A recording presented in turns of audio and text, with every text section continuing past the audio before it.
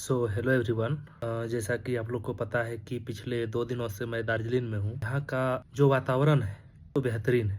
हम लोगों ने यहाँ पर कई सारी चीज़ें देखी जो दिल को छूने वाली थी, लेकिन हर सिक्के के दो पहलू होते हैं। हम लोगों ने पहले वाले को महसूस किया, हम लोग पहले वाले को महसूस करते हैं, लेकिन जब दूसरी तरफ मैंने देखा, समझ में आया कि ज़िंदगी हमें लगता है कि जितनी आसान है उतनी है नहीं। यहाँ पर संघर्ष है। पहाड़ी इलाका है, लोगों को अपने जीवन यापन के लिए काफ़ी सारी मशक्क़त करनी पड़ती है। सभी लोग काम में लगे हुए हैं।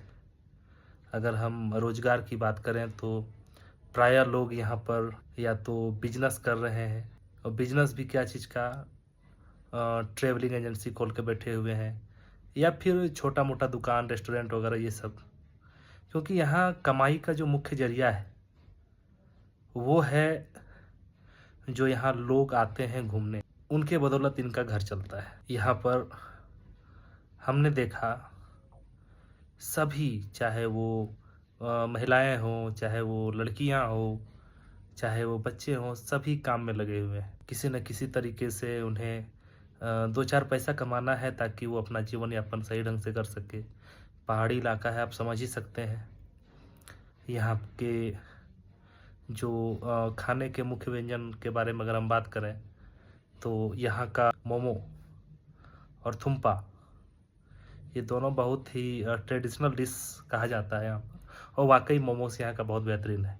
मैंने तो हम तकरीबन कल से आज तक में 4-5 बार खा लिया है। इतना ही महसूस किया कि ज़िंदगी आसान नहीं होती है। पहाड़ी इलाका है, पानी की समस्या है।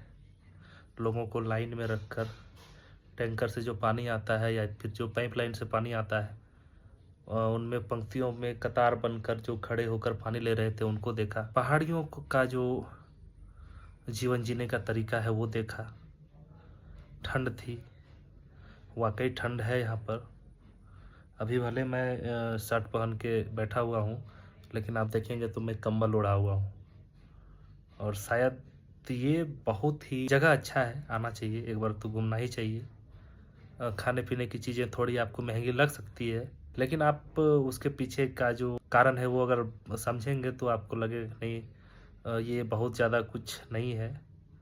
नीचे से लाना है, सामान बनाना है, बेचना है, दो पैसा उनको भी कमाना है। तो काफ़ी सारी बातें हैं, और सारी बातें अगर कुछ कहूँ तो फिर मैं बाद में बात करूँगा इसके बारे में।